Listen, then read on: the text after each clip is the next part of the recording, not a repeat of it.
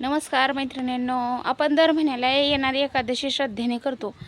पण तुम्ही कधी विचार केला आहे का, एकादशी का करतात?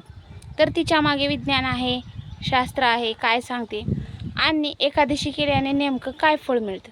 तर आजच्या व्हिडिओमध्ये आपण सर्व प्रकारची प्रश्नांची सोप्या भाषेत उत्तरे जाणून घेणार आहोत. त्यामुळे हा व्हिडिओ शेवटपर्यंत नक्की बघा. एकादशी म्हणजे काय? तर हिंदू पंचांगानुसार प्रत्येक महिन्यात 2 एकादशी येतात. एक शुक्ल पक्षात आणि कृष्ण पक्षामध्ये.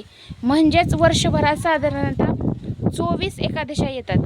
तर शास्त्रानुसार ही तिथी भगवान विष्णूच्या अत्यंत प्रिय मानली जाते.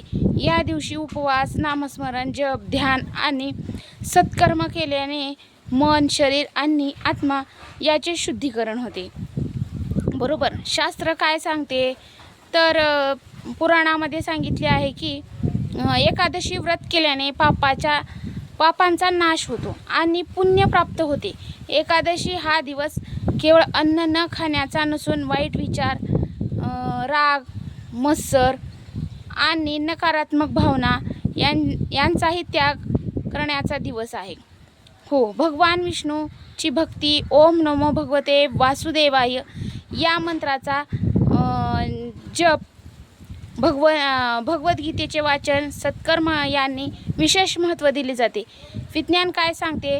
आता विज्ञानाच्या दृष्टीने पाहूया. उपवास केल्याने पचन संस्थेला विश्रांती मिळते. शरीरातील विषारी घटक बाहेर पडण्यास मदत होते. मर्यादित आहारामुळे शरीरातील ऊर्जा संतुलित राहते.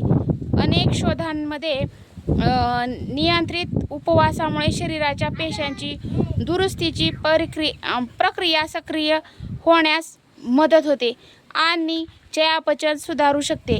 उपवासामुळे मन शांत राहण्यास मदत होते, एकाग्रता वाढू शकते आणि मानसिक तणाव कमी होण्यास सहाय्यक मिळते.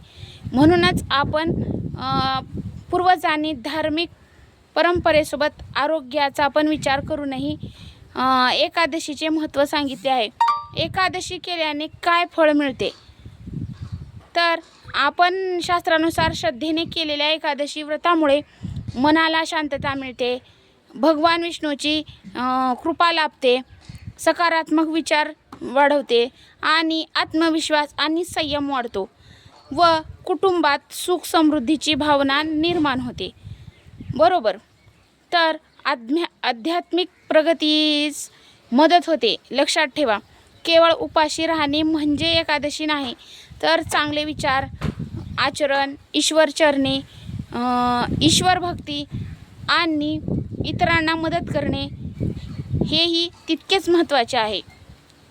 हो मित्रांनो, एकादशी ही केवळ एक धार्मिक परंपरा नाही, तर शरीर, मन, आत्म्याला शुद्ध करणारी एक शुद्ध जीवनशैली आहे.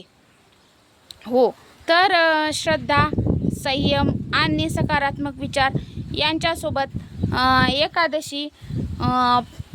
एकादशी पाळली तर तिचा खरा लाभ मिळतो. तुम्ही एकादशीचे व्रत करता का? तुमचा अनुभव आम्हाला कमेंटमध्ये नक्की सांगा. व्हिडिओ आवडला असेल तर लाईक करा आणि शेअर करा आणि असाच आध्यात्मिक व ज्ञानवर्धन व्हिडिओसाठी आपल्या चॅनलला सबस्क्राईब करायला विसरू नका. धन्यवाद आणि एकादशीच्या खूप खूप शुभेच्छा.